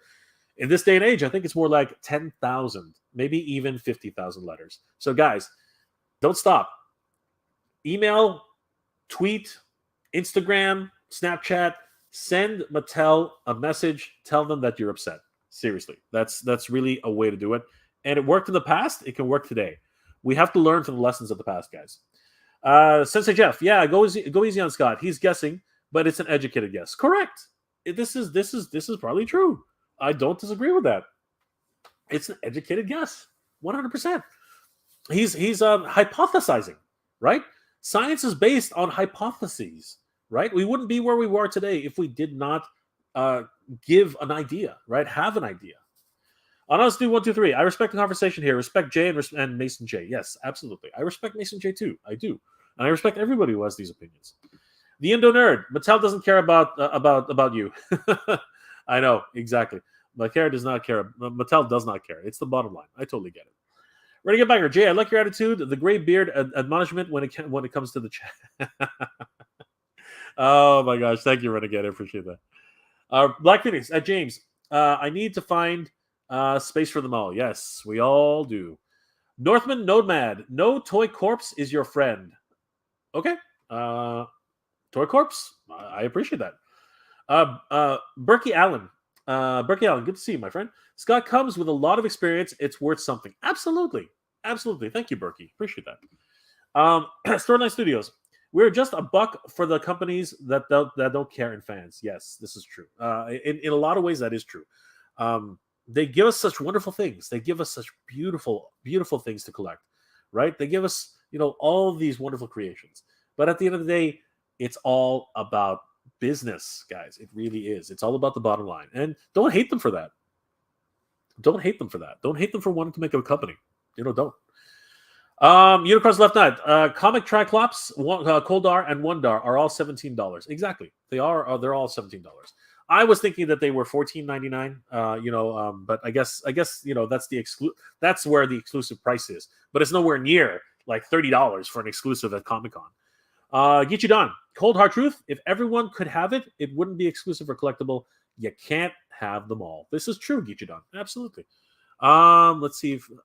All right, God Ravage. Here we go. He had a problem with Origins Leech sticking to the walls. Yeah, but really, are you going to stick on that? Yeah. I don't like ketchup in my spaghetti. Come on, seriously, dude. I get what you're saying, but people are free to have opinions. People are free to have opinions. I get it. I totally get it. Unicorns Left Nut. Inflation. Oh no, wait, I did that one right. All right, guys. These are going to be the last couple of comments before we end the stream. Anonymous dude, 1, 2, 3. I feel bad for the HasLab. Don't feel bad for someone having given it a shot and not made it. That's why it's called giving it a shot. And I totally get it. There's a lot of money to be lost there. There's a lot of money to be made everywhere else. But in a lot of ways, the way HasLab has been, doing their HasLabs, they got to be smarter about it, right? A bunch of bones, a figure that's already been released, and then releasing the one thing everyone wants right at the end for the HasLab Rancor. It seems really, really disingenuous. And now I'm just going to come out and say it. I'm going to back the his tank, but what the freak? Like, seriously, the last 2 stretch goals have been absolutely horrendous. The missiles without blast effects, what the heck, right? A canopy and a freaking side skirts? Come on, Hasbro. Come on. Seriously, what the F, man? What the F? It's Mike Smith. That CGI He-Man face is dope. The man-child collecting toys makes us poor. LOL. Yes, it does. It impoverishes the fan. Christoph Kenneth occasionally, but not religiously. Okay, sorry, you guys are doing your own thing. Tim Roll Pickering. Also, post on the Motu forum, the Mattel Creation site. Get a bigger reaction up where it matters the most. Absolutely, Tim. Make sure that we make some groundswell on this. Let the companies know that we're upset. The man-child. Many people don't agree with Scott's knowledge sometimes with the future of Motu, but if it wasn't for him and his team that created the classics, I'm not sure that Origins or Revelations would exist. Wow. Man-child, that's deep. That's deep. Thank you so much for that. Thanks so much for that for that comment. That's amazing. Your toys reckon. Sup, Mega J? Yeah, I'm done with Mattel over this crap. Chaos pre-ordering. Don't need that anxiety and health issues happening, so I just want my Wun-Dar figure, and I'm over this Mattel selfish. Mattel is selfish. Yeah, you know what? Definitely a lot of fans are feeling that way. A lot of fans are feeling butthurt. And, having a discussion with Scott today, it's not going to make a difference whether or not it sort of makes sense. They're not going to care, really. But the old adage, speak with your wallets. The moment we start pulling back, all of a sudden, things are going to disappear. So, there is that too. We enjoy Motu, but as much as we enjoy it, if we don't support it, it will disappear. I'm not endorsing anything. I'm not. But what I'm trying to say is that, Mattel has to take a long look at themselves because there's a lot of pissed off people. There are a lot of pissed off people. And we have to make sure that we don't stop letting Mattel know that. But if we love the brand, and this is the other side of the coin, if we love the brand and we love the toys, then you know what? Like, if it's your time to stop, it's your time to stop Toy Records. It is. And you know what? There's a good reason why you're stopping. I get it. But if you love the toys, that's your love, right? And let's not hate on people who are supporting the brand. Because you know what, I'm going to continue supporting the brand. I really love Master Universe. It's my number one love of toys, and I'm going to keep going. No matter how much they slap me in the face, I really love it. And it's still the most affordable action figure out there. Oh my God, like $17. Where are you going to get an action figure for that for that low? Seriously. Thank you, Toy Reckons. Berkey Allen. Scott's been saying since at least 2017. So it seems so weird that we're just be lying about it. What does he stand to gain by making this up? I agree. Now, we do have to remember that everything he says is hearsay. Truthfully, it is hearsay, but it's an educated, coming from experience, opinion, and that's something that's to be respected. It really is, because he has knowledge that none of us have. None of us have his knowledge, and that has to be respected. Thank you, Berkey. Christoph, there's celebrity, and then there's no shame and awesome. Sure, brother. I don't know. Again, there are comments where I'm coming in on it. I'm like, oh, I missed something. Unicard last night. What is space? My toy room is overflowing and there's no recovery. Absolutely, guys. This is crazy. All right, guys. Thank you again for coming and joining me on this chat. It has been an amazing discussion. Thank you so much. Thank you to everybody who did comment, even the ones that were very critical of Scott. Thank you. We really do appreciate you coming and joining the stream. It really was an amazing afternoon. Thank you so much, guys, for being here. Everybody who did do a super chat, my God, thank you so much. You guys are amazing. Thank you. I really appreciate it. Every little bit counts. It's not necessary, but thank you guys so much. It's gonna take me a while to find all your names if I had to go back. So I did mention you during the super chat. So please know I really do appreciate all the support. Snell World, everybody who contributed, thank you so much. let's do a last few comments before we log off from the stream. Your Toys reckon, you're welcome, no problem. Would never have hate on this on this stupid company, but won't support them now or ever, or even praise them for doing this crap to us for pre-orders. Absolutely, I completely agree with you. It really is kind of disingenuous, and I was not happy when it happened. Everyone saw that. I was actually really, really pissed off. So thank you, Your Toys reckon. Absolutely, James, Ken, that's still a decent walk here. Christoph, everyone like and subscribe. Thank you, Christoph. I really appreciate it. You're amazing, my friend. Pop Actor, I'm driving to Mattel headquarters personally. I will park in the CISO's reserved parking space just for laughs and demand Snake Mountain. Pop Actor, you have my support. Absolutely, brother. We will send you sandwiches and drinks. Absolutely. Thank you so much, brother. I know you're joking. Carlos, Caceres? I'm sorry, my friend. I hope I pronounced that right. Carlos Caceres.